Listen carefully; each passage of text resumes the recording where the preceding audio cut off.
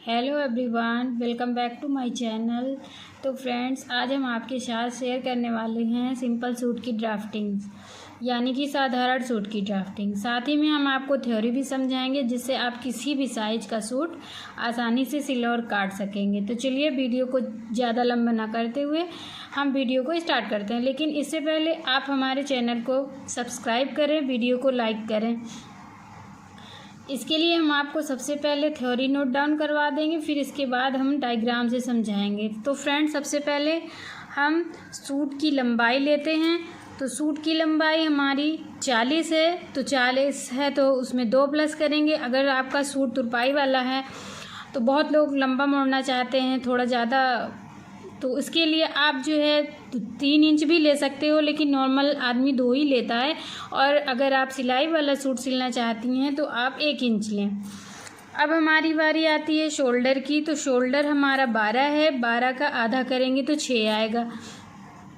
आप शोल्डर का आधा लेंगे। आपका 14 आ रहा है तो आप 7 लीजिए, आपका 15 आ रहा है तो 7.5 लीजिए। आप जितना भी आपका शोल्डर आ रहा है उसका आपको आधा लेना है।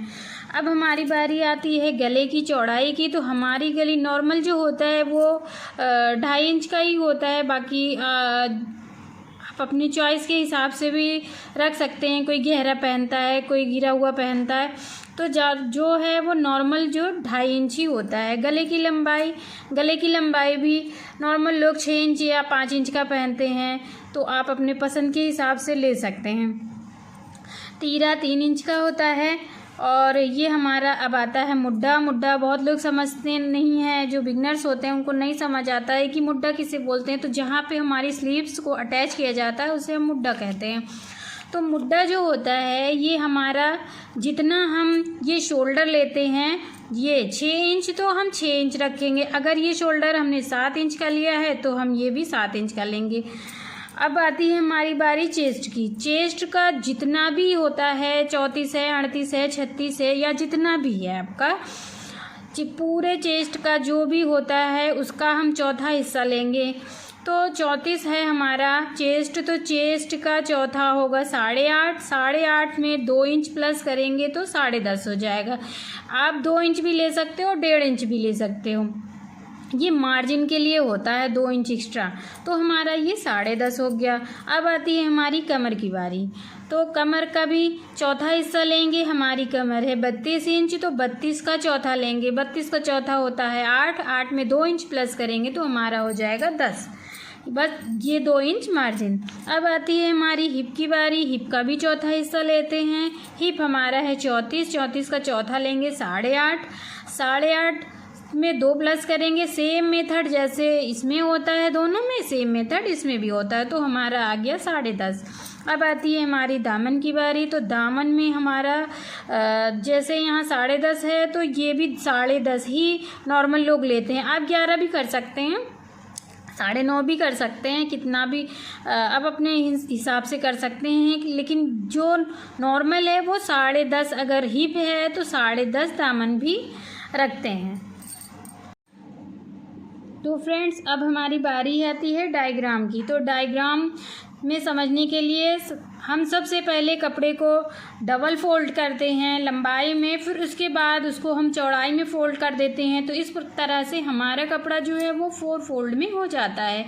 तो सबसे पहले हम कपड़े की लंबाई लेते हैं। हमारी लंबाई है 40 इंच। ये हमारी 40 इंच लंबाई है। तो सबसे पहले हम 40 इंच का कपड़े में निशान लगाएंगे, फिर उसके बाद 2 इंच फोल्डिंग के लिए लेंगे मार्जिन। और उसके बाद अब हमारी बारी आती है तीरे की। तीरा हमारा है 12, तो 12 का आधा होगा 6, तो हम ये 6 इंच पे निशान लगाएंगे। अब हमारी बारी आती है मुड्ढे की। तो मुड्ढा जो है हमारा, तीरा हमने लिया था 6 इंच, तो मुड्ढा भी हमारा 6 इंच का होगा। अब हमारी बारी आती है चेस्ट की। तो चेस्ट हमारा है 34 इंच। 34 का चौथा करेंगे 8.5। 8.5 पे हम निशान लगाएंगे, ये 8.5, और इसके बाद 2 इंच यहाँ पे मार्जिन रखेंगे। और अब यहाँ से यहाँ तक का गैप, कमर से चेस्ट का गैप हम 7 इंच का रखते हैं। 7 इंच पे निशान लगाने के बाद अब हम फिर यहाँ से नापेंगे कि कितना आ रहा है। हमारी कमर है 32 का चौथा होगा 8 पे हम निशान लगाएंगे और 2 इंच मार्जिन रखेंगे। अब हमारी बारी आती है हिप की। तो हिप का भी जहाँ से कमर से लेके हिप तक हम 7 इंच रखते हैं। नॉर्मल कोई 6 भी रख लेता है, लेकिन 7 ही हम रखते हैं। तो यहाँ से फिर नापेंगे, यहाँ से यहाँ तक हमारा फिर से हिप है 34, तो 34 का होगा 8.5 पे हम निशान लगाएंगे और 2 इंच मार्जिन रखेंगे। अब हम मेन जो फिटिंग है जहाँ पे सिलाई चलेगी उससे मिलाएंगे मेन फिटिंग से, और मार्जिन का जो हिस्सा रहता है मार्जिन से मिला लेंगे। अब आती है हमारी बारी दामन की। तो दामन जितना ऊपर रखा है मैंने, उतना ही मैंने नीचे रखा है। तो यहाँ हो गया 10.5, 8.5 रखा, फिर यहाँ से मार्जिन को मार्जिन से मिलाया और फिटिंग को फिटिंग से मिला दिया। अब हमारी बारी आती है मुड्डे की गोलाई की। तो सबसे पहले ये जो बैक साइड का होता है गोलाई देने के लिए हम 1.5 इंच पे ये गोलाई देंगे। उसके बाद ये 1.5 इंच पे निशान लगाने के बाद यहाँ से ये ऐसे हम गोलाई दे देंगे। अब हमारी बारी आती है, ये तो बैक साइड का हो गया। अब हमारी बारी आती है फ्रंट की गोलाई देने की, आर्म होल की। तो इसके लिए हम 1 इंच यहाँ से जो हमारा आर्म होल पहले हमने निशान लगाया था, यहाँ से यहाँ हम 1 इंच अंदर को गहरा करके निशान लगाएंगे और ऊपर से यहाँ हम इसको ऐसे मिला देंगे। फिर 1 इंच ऐसे निशान लगा के 1 इंच की गोलाई दे देंगे। तो ये गोलाई हमें पीछे का पल्ला हटा के, यानी कि बैक साइड का पल्ला हटा के सिर्फ फ्रंट में ही ये गोलाई हमको देनी है। और अब हमारी बारी आती है गले की। तो गले की चौड़ाई हम 2.5 इंच लेते हैं। 2.5 इंच लेने के बाद जितना, अगर हमने चौड़ाई यहाँ से 2.5 इंच ली है और हमें रखना है लंबाई इसकी 5 इंच, तो यहाँ पे 5 इंच तक हम निशान लगाएंगे। और ये यहाँ से यहाँ तक 2.5 इंच अगर हमने रखा है, तो हमें यहाँ से यहाँ तक भी 2.5 इंच रखना है। और हमें ये एक बॉक्स बना लेना है यहाँ से यहाँ 5 इंच का। उसके बाद हम यहाँ 1.5 इंच की गोलाई देंगे, ऐसे निशान लगाएंगे यहाँ से यहाँ। फिर उसके बाद यहाँ से यहाँ तक की हम गोलाई दे देंगे। सेम मेथड आगे फ्रंट में भी यही होगा, ऐसे करेंगे 2.5 इंच पे। ये यहाँ से यहाँ तक हम चौड़ाई जो है नेक की 2.5 इंच रखेंगे। फिर बॉक्स जो है हम फिर 4 इंच का, हमें एक जैसे गला बनाना है तो हम 4 इंच का बॉक्स बना लेंगे। फिर यहाँ पे 1.5 इंच का मार्जिन देते हुए हम ऐसे गोलाई दे देंगे। और ये कंधी जो है हमें 1/2 इंच डाउन करना होता है, जिससे कि हमारी कंधी भगे ना।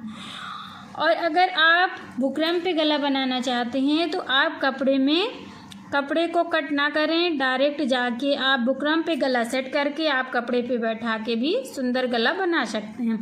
इसके लिए हम आपको, अगर आप बुकरम पे गला बनाना चाहते हैं तो हम आपके लिए दूसरा वीडियो डालेंगे बुकरम पे गला बनाने का। तो फ्रेंड्स, अब हमारी बारी आती है स्लीव्स की। तो स्लीव्स की लंबाई, सबसे पहले हम स्लीव्स की लंबाई लेंगे। तो स्लीव्स की हमारी लंबाई है 16 इंच है और 2 इंच उसमें प्लस करेंगे फोल्डिंग के लिए, तो हमारी स्लीव्स 18 इंच हो जाएगी। फिर उसके बाद आती है आस्तीन की चौड़ाई। सबको ये मिसअंडरस्टैंडिंग रहती है कि कपड़े को कैसे फ़ोल्ड किया जाए, कैसे हो। कभी कभी ऐसा होता है हम कपड़े को फ़ोल्ड करके आस्तीन को कट कर लेते हैं। जब हम इस स्लीव्स को ज्वाइन करते हैं तो कभी कपड़ा ज़्यादा हो जाता है, कभी आस्तीन ज़्यादा हो जाती है। तो इन सब से छुटकारा पाने के लिए हम आपको बताएंगे कि किस हिसाब से कपड़े को आपको कितना कट करना है। तो कपड़े को आपको 4 फोल्ड में सीने का चौथा भाग ही लिया जाएगा। जैसे हमने आपको बताया था कि जो भी आपका चौथा भाग है, जैसे हमारी मेन फिटिंग थी 34, तो 34 का चौथा भाग जो है वो हमारा 8.5 था, 2 हमने लिया था मार्जिन। ये हम आपको दिखा रहे हैं, ये हमने लिया है 8.5, 8.5 में 2 प्लस किया तो 10.5 हो गया। सेम 10.5 जैसे यहाँ लिया है वैसे ही हम यहाँ भी 10.5 इंच ही कपड़े को इतना लेंगे कि 10.5 इंच हमको मिल जाए, और कपड़े को हमेशा 4 फोल्ड में ही करना है। और गोलाई जो भी आपकी जितनी भी है आप उतनी रख सकते हैं।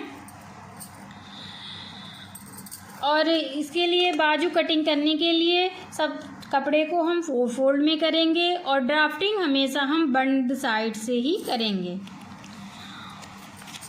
अब हम आपको डायग्राम समझाएंगे कि किस हिसाब से हम स्लीव्स की कटिंग करते हैं। सबसे पहले हम स्लीव्स की लंबाई लेते हैं, जो भी हमारी लंबाई होती है उसमें 2 इंच प्लस करते हैं फोल्डिंग के लिए।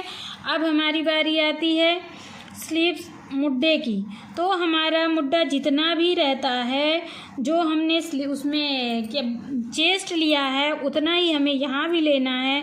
तो हम यहाँ से यहाँ तक 8 इंच पे निशान लगाएंगे।